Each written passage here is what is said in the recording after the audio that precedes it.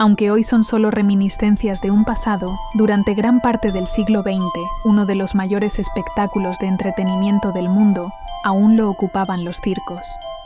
Uno de ellos, y quizá el más polémico, fue el Circo de los Zares. Este presentaba decenas de artistas viajeros, animales exóticos traídos de otros continentes y, en especial, lo que causaba aún más curiosidad y morbo: los fenómenos de circo. Miles de personas llenaban las carpas para tener la oportunidad de ver a lo que algunos llamaban engendros de la naturaleza. Algunos podían ser realmente extraños y otros un tanto aterradores. Esto a muchos no les importaba. Al fin y al cabo, esa era su profesión. Pero entre ellos había alguien en especial que ciertamente causaba repelús y una latente incomodidad al estar cerca de él, aún entre los propios fenómenos. En enero de 1970 llegó a Buenos Aires, como parte de una gira mundial, el ya mencionado Circo de los Zares, directamente desde Rusia. La carpa se montó en el barrio de Boedo y durante las siguientes semanas, las calles se aglomeraron de entusiastas por presenciar el show. Familias enteras hacían fila desde temprano. Los niños pegaban la nariz a los carteles que anunciaban las atracciones. Había algo en ese circo, decían los que lo vieron, que era diferente a los demás. Una energía particularmente oscura parecía embargarlos, una intensidad en cada número que, aunque divertida, te dejaba con la sensación extraña de que muchos de los actores parecían nerviosos e incómodos. Sus presentaciones, cuentan, eran fascinantes. Malabaristas de una precisión casi sobrenatural, animales exóticos que nadie en el barrio había visto jamás, acróbatas con trajes de luces que desafiaban la gravedad con una calma perturbadora, y varios enanos que formaban parte de distintos números cómicos y acrobáticos. Es en estos últimos que la gente notó algo raro que destacaba sobre todos los demás: un rumano, o húngaro, los testimonios difieren, llamado Kirki, originario de los Cárpatos, una región montañosa del centro de Europa que durante siglos ha sido tierra de leyendas oscuras y folclore perturbador.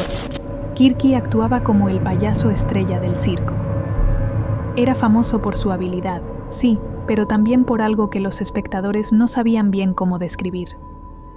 Había algo en su presencia y en su forma de mirarte desde la pista que hacía que los aplausos se sintieran por un instante como algo muy, muy incómodo. Nadie en Buenos Aires sabía nada de su historia.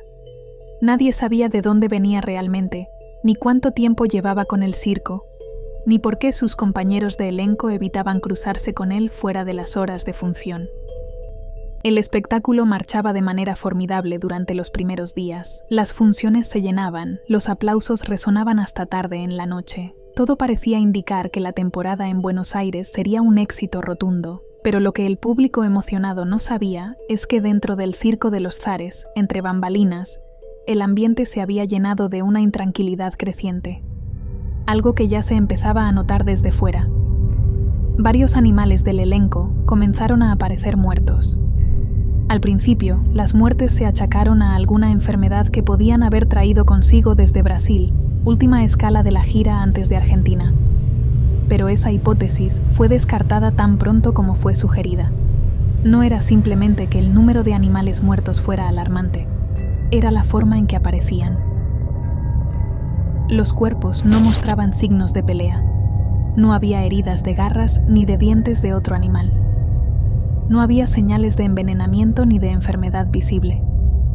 Los animales aparecían simplemente vaciados, como si algo les hubiera extraído la vida desde adentro, dejando solo la forma exterior intacta. Los que los encontraban por las mañanas decían que parecían figuras de cartón, que al levantarlos pesaban menos de lo que deberían. El detonante se dio cuando se comenzó a sospechar que la amenaza no venía del exterior, sino de dentro. Así lo creía Borislav, el encargado del circo, quien además poseía algunas nociones de medicina. Comenzó a advertir un patrón que le heló la sangre. Los animales morían únicamente de noche y siempre presentaban unas extrañas marcas puntiformes en diferentes lugares de sus cuerpos: el cuello, la parte interior de las patas, detrás de las orejas, y los cadáveres prácticamente estaban vacíos de sangre. pues no hallaban rastro en el suelo. La sangre simplemente había desaparecido. Inmediatamente se sospechó que algún animal del propio elenco quizás fuera el responsable. Alguna criatura que actuaba de noche, algún depredador que se había escapado de su jaula. Love encargó al hombre barbudo y a la mujer barbuda que montaran guardia durante las noches para tratar de atrapar al culpable. 2 noches pasaron sin que ocurriera nada, pero a la tercera vieron algo realmente horroroso, algún ser que parecía no tener huesos. Se colaba por la pequeña rendija de la jaula de monos. Eso, cuentan, los perturbó tanto que prefirieron esconderse y esperar a que amaneciera antes que correr la voz de lo que estaba sucediendo. La última noche en que el circo iba a permanecer en el país fue cuando todo se quebró. Escucharon unos extraños ruidos procedentes de la tienda de Kirky, ruidos bajos, rítmicos, que describieron después como el sonido de alguien bebiendo con desesperación y urgencia, con un sonido gutural muy anormal para una persona común. El hombre barbudo se abalanzó contra la puerta y al entrar, lo que encontraron los dejó sin palabras durante varios segundos que debieron sentirse como horas. Kirky estaba arrodillado sobre De Vera, una mona que intervenía en algunos de los números más queridos por el público. El enano tenía la boca pegada al cuello del animal, succionando, con una calma que resultaba más aterradora que cualquier agitación. Cuando levantó la vista hacia los intrusos, no mostró sorpresa ni vergüenza. Simplemente los miró con unos ojos que, según el testimonio del hombre barbudo, recogido años después, no parecían del todo humanos en ese momento. Brillaban de una manera que no era el reflejo de ninguna luz, y de pronto todo tuvo sentido para ellos. Hacía meses que algunos animales venían mostrando una debilidad patológica inexplicable, adelgazando sin razón aparente, perdiendo el brillo de los ojos, moviéndose con la lentitud de algo que se está apagando por dentro. Los más pequeños habían aparecido directamente muertos y prácticamente secos. Kirky no los había matado todos de golpe. Los había ido vaciando de a poco, noche tras noche, tomando solo lo necesario para no levantar sospechas. Boris, conmocionado por el horror de tal descubrimiento, no encontraba en su cabeza ningún marco de referencia que le ayudara a explicar la naturaleza de aquel ser. Había viajado por medio mundo con el circo. Había visto cosas que desafiaban la lógica. Pero esto era diferente. Rompía algo en la mente que no podía volver a su forma original. De algo estaba seguro. Kirky era algo maligno y muy, muy peligroso. No solo por lo que hacía, sino por la sensación tan oscuramente inquietante que transmitía el enano. Tras el escándalo de semejante descubrimiento, la troupe tomó una decisión que aliviaba su problema inmediato, pero creaba uno mucho mayor para quienes habían tenido la desgracia de ser su último público. Siguieron su camino por otros recodos del país y dejaron atrás, no sin antes despedir y abandonar a aquel extraño enano a su suerte, dejando a los residentes de Bajoflores y Boedo una amenaza para la que no estaban ni mentalmente aptos para afrontar. Viéndose despojado de su trabajo y de sus medios, nada normales, para alimentarse, el enano comenzó a deambular por los matorrales y las calles oscuras del barrio en las horas en que la mayoría dormía. Muchos vecinos cuentan que a veces lo veían explorar patios, arrastrarse junto a las paredes, deslizarse entre los arbustos con esa agilidad suya que resultaba incompatible con su tamaño. Mientras pasaba el tiempo, aquel mendigo abandonado por el circo que tanto pavor causaba se había refugiado en una casa abandonada de Flores. Un lugar que llevaba años vacío, que nadie visitaba y que parecía haber sido olvidado deliberadamente. Tiempo después, y de muy malas maneras, la gente de los barrios aledaños le daría su propio nombre: Belek. Nadie recuerda con certeza quién lo dijo primero, simplemente empezó a circular de boca en boca. El circo de los zares abandonó la ciudad. La localidad había comenzado a sufrir un extraño fenómeno. Comenzó por las aves silvestres. Muchas amanecían completamente destazadas. Luego comenzaron a desaparecer las mascotas. Algunas eran encontradas de una forma completamente macabra, como si algo inhumano las hubiera atacado. Esto, obviamente, ponía los pelos de punta a mucha gente de la zona. Y aún más el hecho de que el momento en que todo esto empezó concordaba perfectamente con el abandono del circo al perturbador enano que parecía haberse encerrado en esa casa abandonada. Los rumores empezaron a dar paso al miedo y este se desató del todo cuando doña Ángela, una vecina de la calle Santander conocida en el barrio por ser mujer de pocas palabras y menos dramatismos, se presentó desencajada en la comisaría para denunciar la desaparición de su gato, el que dormía en los pies de su cama desde hacía 11 años. No había rastros de él, ni siquiera un pelo. Solo la ventana entreabierta que ella juraba haber dejado cerrada la noche anterior. La versión que a diario hacía acto de presencia por los caminos del barrio era dantesca. No hubo tregua con los animales callejeros, cuyos cuerpos seguían desapareciendo con regularidad, encontrándose solo pequeñas partes de ellos a la deriva por las calles. El miedo era tal que las madres impedían a sus hijos salir de casa más allá de las 8 de la tarde. Los dueños de mascotas habían comenzado a construir cierres especiales en puertas y ventanas. Algunas familias que vivían cerca del caserón abandonado directamente habían trasladado a sus animales a casa de familiares en otros barrios. Pero esto llegaría aún más lejos cuando prácticamente ya se había extinguido la fauna animal en la zona. Y lo aún más aterrador era que cuando la policía entraba a buscar al enano para ser interrogado, no aparecía por ninguna parte. Muchos pensaron que quizás se hubiese largado de la zona, pero esto estaba lejos de terminar.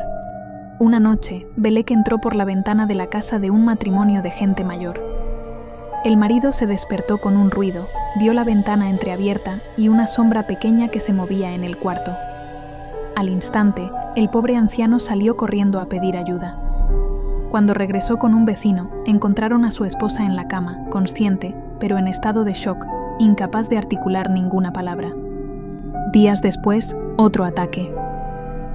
Don Fulgencio, un jubilado que conocía el barrio palmo a palmo desde hacía 40 años, pasaba por una calle tranquila con la intención de comprar una barra de pan. Lo acompañaba su perro Osvaldo, un animal viejo y tranquilo, que solo ladraba cuando había una razón real para hacerlo. Osvaldo empezó a gruñir. Y entonces don Fulgencio vio cómo aquel enano, como si estuviera hecho de una masa gelatinosa y sin huesos, se arrastraba por debajo de una puerta y se aferraba al tobillo del anciano. El perro saltó sobre la espalda del enano, clavando los dientes y zarandeándolo con suficiente violencia como para obligarlo a soltar la presa. Belek huyó internándose en la noche entre improperios en un idioma que don Fulgencio no reconoció, aunque dijo que sonaba gutural, antiguo y realmente espantoso. Cuando los investigadores encontraron a don Fulgencio, aún conservaba sus botas de goma, y en el cuero de esas botas estaban las marcas de los dientes de Belek, pequeñas, precisas y puntiagudas. Muchos quedaron atónitos por aquellas evidencias de que algo macabro había traído aquel circo. No sabían qué demonios era ese enano, pero la situación los convenció de que merecía ser tomada en serio. Un grupo de vecinos, un sacerdote y la policía se dirigieron hacia el caserón vacío. Recorrieron las habitaciones, pero no encontraron más que tela oscura y gruesa dispuesta en el suelo de una manera que resultaba difícil de interpretar como un simple lugar para dormir, y unos libros escritos en ruso cuyas cubiertas estaban marcadas con el nombre Kirki. Las atrocidades del enano, ahora apodado Belek, siguieron su curso, y llegó el episodio que terminó de romper la moral de muchos, la desaparición del bebé de una joven madre. Ella jura haber dejado al niño en su cuna por no más de 20 segundos. Cuando regresó, el bebé ya no estaba. Y aún más espantoso, encontró los diminutos dedos del pequeño entre las sábanas. La ventana, que ella también juraba haber cerrado, estaba ligeramente abierta. El bebé nunca apareció. Tal era el miedo y la inquietud en el barrio, que lo que antes fuera superstición pasó a ser protocolo. Ristras de ajos colgadas tras cada puerta, en cada ventana, en las cunas de los niños. Crucifijos que habían estado guardados en cajones durante años volvieron a las paredes. Velas que se dejaban encendidas toda la noche, y el silencio particular de las calles después de las 8. Un grupo de vecinos, cansado ya de la situación, armado con linternas, palos y la red de una portería de fútbol, montó una guardia en las inmediaciones de la estación. Habían recibido el aviso de que Belek había sido visto merodeando por la zona, y apareció. Salió de entre las sombras con esa forma suya de moverse que describían como animal e inhumana al mismo tiempo. Lo atraparon con la red. Pero Belek consiguió, de alguna manera, escabullirse por los pequeños agujeros de la red y salir corriendo con una rapidez anormal para su tamaño. Los que estuvieron allí esa noche no podían describir cómo diablos logró escapar, ni si realmente era una persona u otra cosa. Su estatura de 80 centímetros, su cabeza ovalada cubierta de una melena rojiza y rizada que parecía húmeda, y sus ojos carentes de expresión, solo lograron horrorizarlos aún más. Lo que ocurrió con Belek después no se sabe con certeza, y quizás esa incertidumbre sea la parte más inquietante de toda esta historia. Algunos creen que simplemente se largó de ahí, pues sabía que tarde o temprano lo atraparían. Y aunque hoy el breve pero intenso paso del enano hematófago del Circo de los Zares ha quedado reducido al recuerdo, todavía hay gente que cree que aquel hombrecillo estaba poseído por algo que nunca supieron explicar.